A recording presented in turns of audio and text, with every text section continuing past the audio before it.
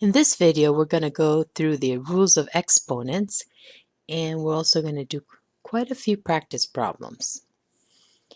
Okay, so here it says, when evaluating expressions, use the following order of operations. I think a lot of you know this as Pemdas, or please excuse my dear Aunt Sally. And here are the rules. The first thing you're going to evaluate are your parentheses. That's the P of Pemdas, parentheses. Then you're going to perform your exponents. You're going to simplify exponents. Then we're going to do multiplication and division from left to right. Multiplication and division in order from left to right. And after that, we're going to do our addition and subtraction in order from left to right. So those are our order of operations, and we'll have a chance to practice below. Next, we have this rule. It says for any non-zero real number b, b to the 0 power equals 1. So any non-zero real number could be a integer, 2 to the 0, that will equal 1. Could be a fraction, 1/3 to the 0, that will equal 1. Okay, the expression 0 to the 0 is undefined.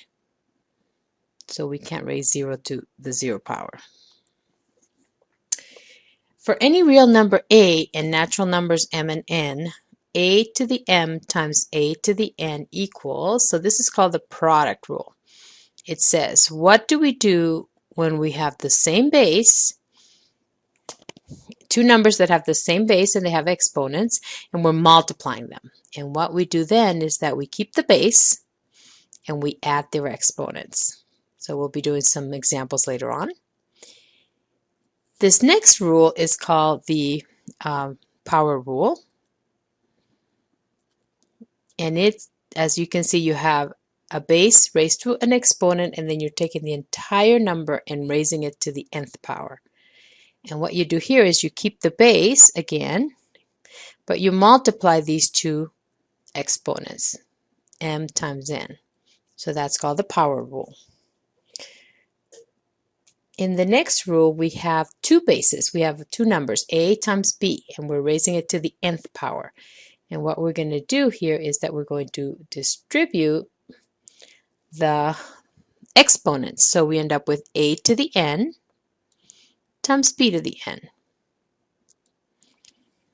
In this next one, we have a divided by b. The entire quotient is raised to the nth power.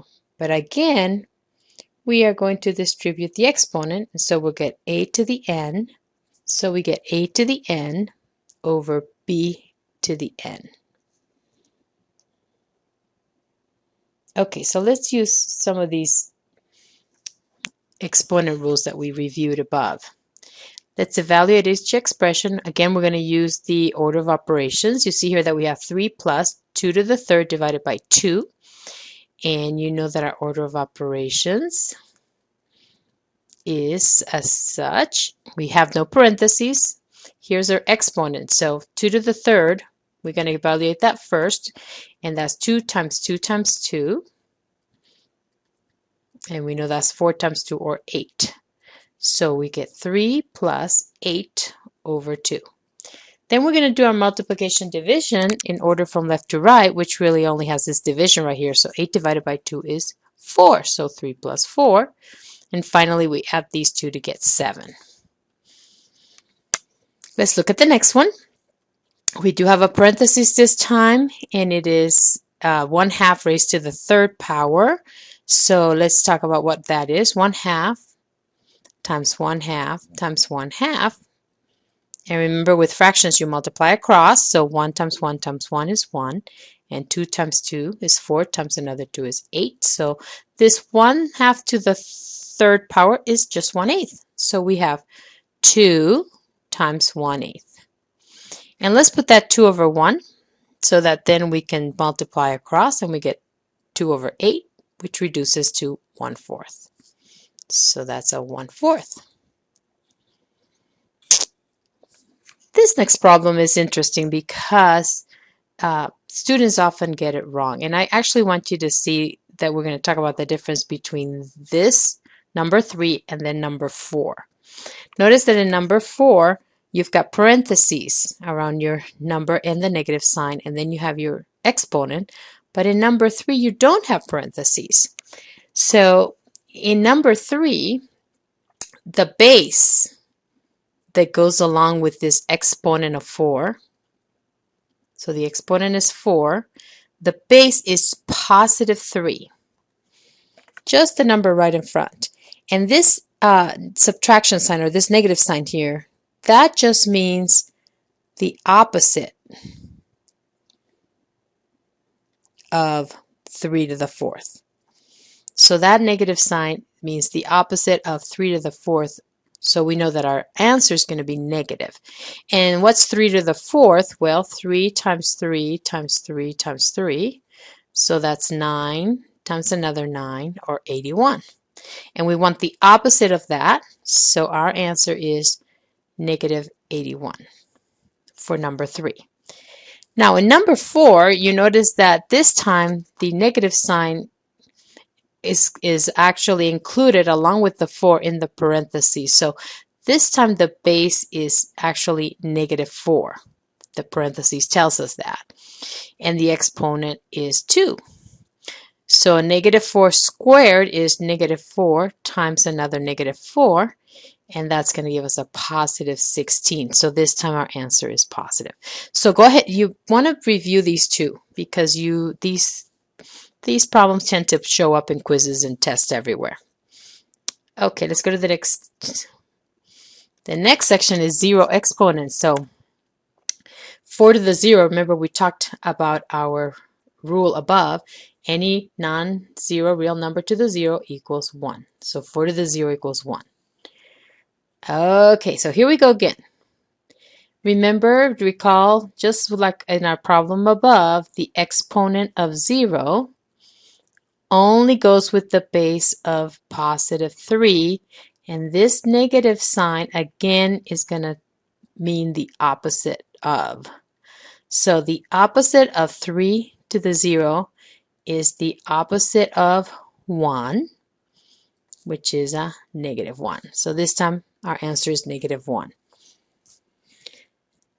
In this next problem, the exponent of 0 goes with the base of 2/3. So the base is 2/3. The exponent is 0. 2/3 to the 0 is 1. Right?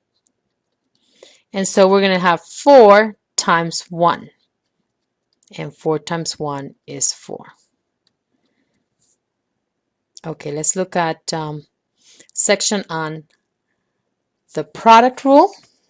If you remember, the product rule says that if you are multiplying powers of the same base, you keep the base and you add the exponents. So here we have 3 squared times 3 cubed. That's going to be, you keep the base of 3 and add 2 plus 3, or 5. So this is 3 to the 5th. Okay, we'll do the same thing with the x's here. Keep the base of x, and you're going to add 6 plus 2, which is 8. So this is x to the 8th. Okay, now we have an order of operations problem. And normally, remember, we would do our parentheses, but these are not like terms. And the reason you know they're not like terms is because even though they both have x's, this x has an exponent of 2, whereas this has an exponent of 1 that's not written in. So we can't add them. We cannot add these terms that are not like terms. So what we're going to do instead is take this outer x to the 4th and we're going to distribute. We're going to use our distributive property and multiply. So here we get 3x to the, well, remember you're going to add these exponents when you multiply. So that's x to the 6th plus, and then we get our 2, and now this is x to the 4th times x to the 1. So this will be x to the 5th. And again, you cannot add those together because they're not like terms. So this is your final answer, your simplified answer. 13, a times a to the fourth. Remember that when you have just the variable by itself, that there's an implied exponent of 1. So this is equal to a to the fifth. 1 plus 4 is 5. So a to the fifth. Okay, next is x plus y to the third times x plus y. So this time the base is a binomial, but don't let that fool you.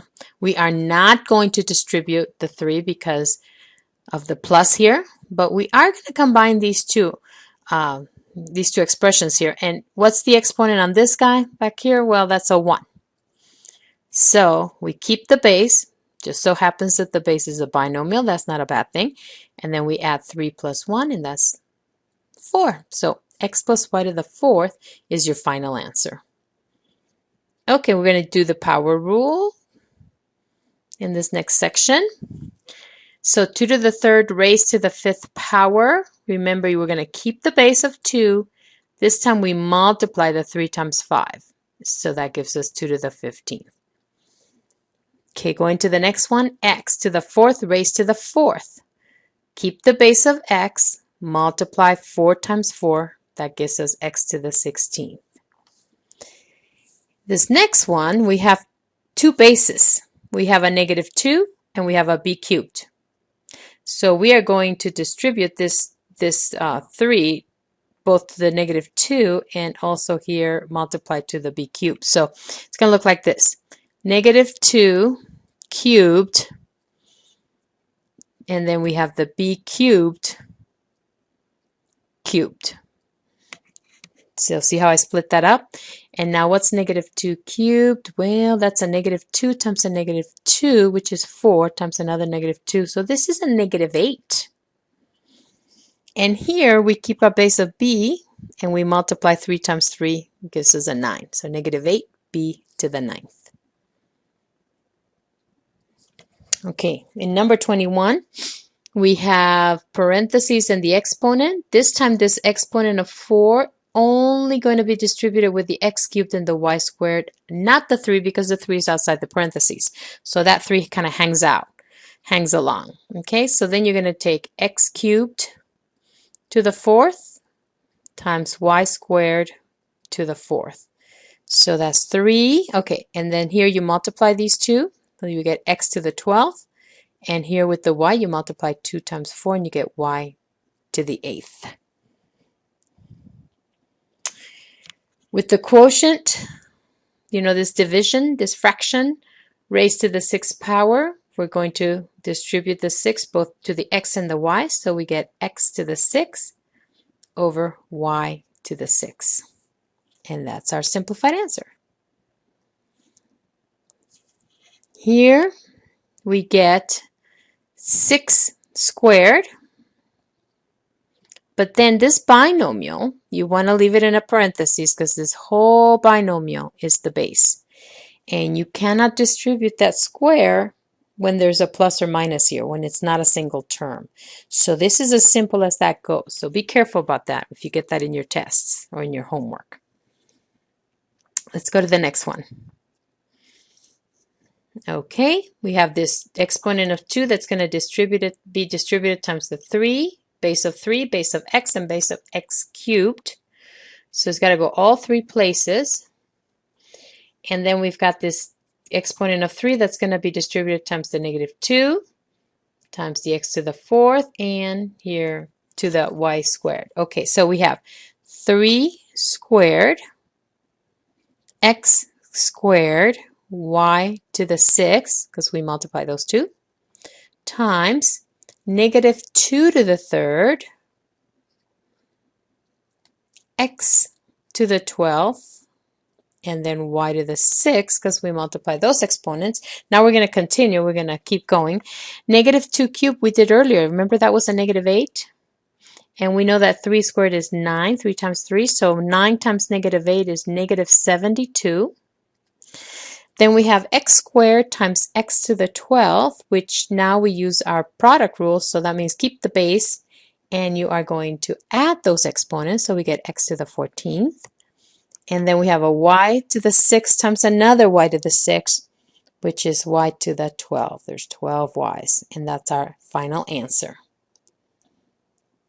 And finally, we have a little word problem here. It says, if P dollars are deposited in an account that pays 8% annual interest, then the amount of money in the account after 4 years is your P dollars, times 1 plus 0.08 to the fourth. Find the amount when P equals 2,000. So we want 2,000 times 1 plus 0.08 to the fourth. And we want to end up with dollars here. So let's do the parentheses first. And what's 1 plus 0.08? Well, that's 1.08 to the fourth times 2,000. So let's get out our graphing calculator and let's do that. Okay, so here it is. Okay, so we need 2,000 times, use your times button, then I'm going to use my parentheses, 1.08. Then to raise it to the fourth power, we use our little caret, and then we type our 4. So, and the calculator is going to know to do that exponent first. So let's enter that. And so after 4 years, our account has $2,720.98.